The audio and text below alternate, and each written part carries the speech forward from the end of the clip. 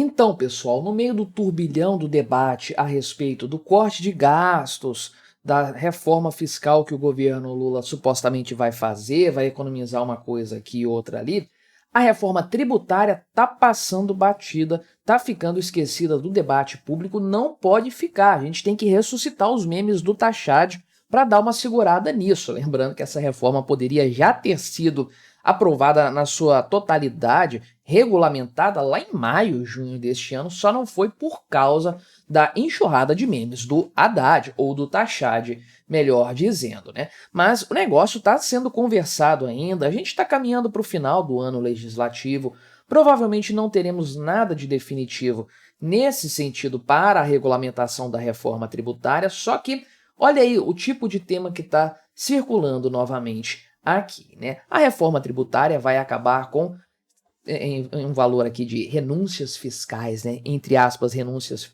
fiscais de 340 bilhões de reais. Resolveu o problema fiscal do governo, resolveu o problema do déficit, né? Mais 340 bilhões de reais nas mãos do governo. Olha que coisa, né? Como o pessoal distorce a compreensão do que é imposto, do que é tributação. E quando o governo deixa de cobrar impostos, deixa de arrancar impostos das pessoas e das instituições, ele está renunciando, ele está deixando de ganhar dinheiro. É um absurdo completo isso aqui, naturalmente, e mostra, demonstra de forma irrefutável aquilo que eu sempre tenho falado neste canal, desde o princípio dessa história. A reforma tributária é uma tragédia que só serve para aumentar a arrecadação do governo, o roubo estatal, a cobrança de impostos. Vamos conversar então sobre esse tema, mas antes não se esqueça de se inscrever no meu canal se você ainda não for inscrito, e se você quiser colaborar financeiramente com este meu trabalho, você pode se tornar membro patrocinador aqui do canal, só R$ 1,99 por mês, não te custa tanto assim, mas isso me dá uma ajuda violenta, meu amigo, você não faz ideia. Quando o YouTube dá uma sacaneada no canal, os membros estão aí para dar aquela segurada no nosso trabalho.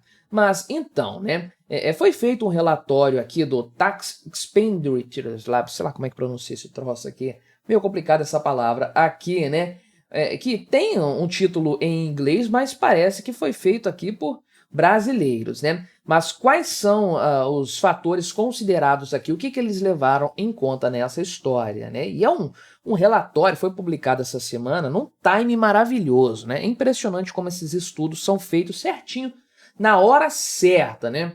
Na hora mais interessante para o governo. De acordo com esse estudo aqui, as renúncias fiscais do governo federal e dos governos estaduais subiram consideravelmente ao longo dos últimos 20 anos, né? E aqui é uma série de problemas que nós temos a considerar aqui. Em primeiro lugar, fazendo um parêntese grande antes de entrar nos números apresentados, né? Primeiro de tudo, imposto é roubo. Imposto é roubo estatal sobre a sociedade produtiva, os indivíduos, as empresas. É o governo enfiando a mão no nosso bolso, na nossa carteira, tirando o que é nosso, e nós não temos alternativa, não temos condições de suportar isso aí, de enfrentar isso. Nós somos obrigados a pagar. Se isso não é roubo, realmente não sei que outro nome dá para isso aí, né? Agora para pensar, se imposto é roubo, então o governo roubar menos é bom, é positivo, o governo deve roubar menos. E se o governo vê uma vítima dele ali e fala, de você eu não vou roubar não, você pode ficar quietinho aí. Isso é bom, né? Essa pessoa foi preservada do roubo estatal. E se o governo faz isso com múltiplas pessoas na sociedade, múltiplas empresas, isso é ótimo. Quanto mais gente o governo deixar de roubar ou roubar menos, melhor para todo mundo, melhor para a sociedade. Porque aquele indivíduo que não está sendo roubado pelo governo, o governo não vai roubar R$ 1.000 dele ali em impostos, né? Ou então o governo fala, eu ia te roubar 2.000, mas eu vou roubar só 1.000, pode ficar com esses outros 1.000 para você. O camarada que não é roubado do governo ou roubado num ímpeto menor, não vai pegar esses R$ 1.000, essa grana, e jogar fora, botar fogo nela, né? Ele vai circular esse dinheiro pela economia. Então não é como se o Brasil tivesse perdendo isso. Olha a mentalidade imbecil desse pessoal, né? Esse dinheiro circulam na economia, vai circular e é melhor na economia do que no cofre do governo, sendo usado para corrupção, para o que quer que seja, ou pior do que isso, para distorcer a economia, como não raras vezes acontece. Então, quanto menos dinheiro tiver nas mãos do Estado, melhor para todo mundo, melhor para as vítimas que deixam de ser roubadas, extorquidas pelo Estado, e melhor para toda a sociedade, que não vai ter que lidar com o problema da distorção econômica que o Estado causa e vai ter essa grana toda livre aí circulando, gerando riqueza, gerando aumento da produtividade. Então, só maravilhas. Renúncia fiscal é uma maravilha, mas é um termo canalha. O governo renuncia a nos roubar, né? Fala sério, não está fazendo mais do que a obrigação dele, né? Então, feito essa ponderação aí, né? O pessoal está falando aqui que as renúncias subiram muito nos últimos 20 anos e isso é um problema. E aí eu te pergunto, a arrecadação estatal caiu nesse mesmo período ou ela subiu também? Essa renúncia fiscal nada mais é do que um freio no aumento da arrecadação, da roubalheira do Estado, do aumento da carga tributária. Em 20 anos a carga tributária subiu muito também, ela só faz subir. Ou seja, né, se o governo está renunciando a uma parte disso, a carga tributária seria muito maior se o governo tivesse enfiado a mão em todos os valores. Aí o pessoal faz um cálculo aqui, né, de que 2% do PIB, mais ou menos, seria a renúncia fiscal aqui entre 2002 e 2005, né? Só que essa média subiu para cerca de 7%, mais agora perto de 2024, né? Cerca de 830 bilhões de reais anuais. Então, e aí você tem a comparação aqui entre os valores, né, de governos estaduais e o governo federal em si, né? E tem uma análise que eles fazem aqui dos principais impostos, só que tem outros ainda, no IPVA, ITCMD, ISS, IPTU, que são impostos municipais e que também, em muitos casos, tem algum grau de renúncia fiscal, uma redução na base de cálculo, algo nesse sentido aí, né? Então, o pessoal fala aqui que para resolver, né, a questão fiscal, você pode cortar esses gastos públicos, esses gastos tributários, porque isso aqui, acredite ou não, é chamado de gasto tributário, né?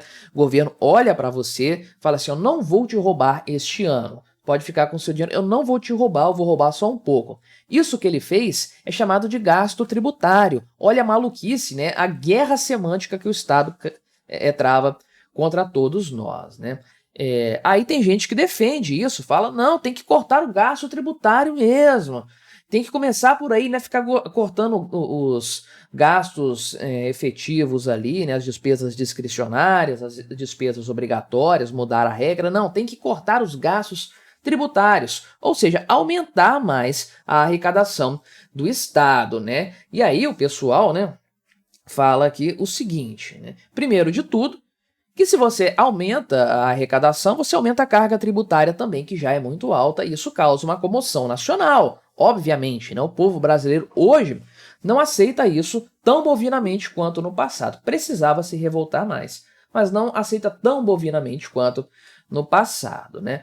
Mas também isso aqui não resolve o problema fiscal, porque no atual arcabouço existem duas coisas a serem cumpridas. A meta fiscal, que é justamente a situação de você ter um superávit, né? Ou que o governo prometeu que é equilibrar as contas, mas sempre tender a um resultado positivo. Você tem isso e você tem também a limitação do aumento de gastos, né? O governo não pode subir os gastos acima de determinado patamar, de acordo com o aumento, o crescimento do PIB, né?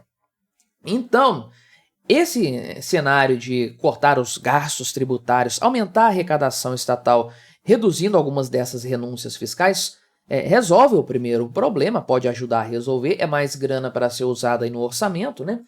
Mas não resolve o controle de despesas que tem que acontecer de qualquer forma. Só que o senhor Braulio, né, Braulio Borges, que é quem escreve essa coluna aqui na Folha de São Paulo, trouxe a questão da reforma tributária nesse sentido aqui, porque houve, né, dentro da reforma tributária já aprovada, na PEC ali e tudo mais, né, a extinção a partir de 2026 até 2032 da maior parte dessas renúncias fiscais nos principais itens, né, IPI, PIS, COFINS, ICMS e ISS, né? De acordo com esse Braulio aqui, são 340 bilhões de reais de redução, 110 bilhões para o governo federal, 230 bilhões para os governos estaduais, ou cerca de 40% do atual montante de renúncias. E aí eu te pergunto, meu amigo, se a sociedade produtiva perder 340 bilhões de reais por causa dessa reforma tributária e essa grana for para os cofres do governo, como é que vai ficar a economia brasileira? Vamos estar melhores? É uma boa notícia? É um bom sinal isso aí? Tem que acontecer? Vai ser produtivo? Vai ser vantajoso para os brasileiros? Eu acredito que não, na verdade eu tenho certeza que não. O governo não tem que roubar mais dinheiro de ninguém, o governo tem que roubar menos, tem que roubar nada. Imposto é roubo. Alíquota válida, eticamente aceitável para a carga tributária é 0%. Qualquer coisa acima disso é violência contra indivíduos pacíficos, e a gente encontra gente como esse senhor Braulio aqui, que tem um monte de títulos de economia e tudo mais, que defende isso tranquilamente e ainda afirma que é uma coisa boa. Tomara que essa reforma tributária venha e ferre todos os brasileiros de uma vez, porque é exatamente isso que vai acontecer. 340 bilhões de reais a menos nos cofres das empresas, das pessoas privadas, da sociedade. Isso aqui indo para o colo de político, meu amigo, é a maior tragédia que a gente poderia ter. Mas me diga aí o que você achou da minha análise, colabore com o nosso debate, se inscreva no meu canal se você ainda não for inscrito e até a próxima.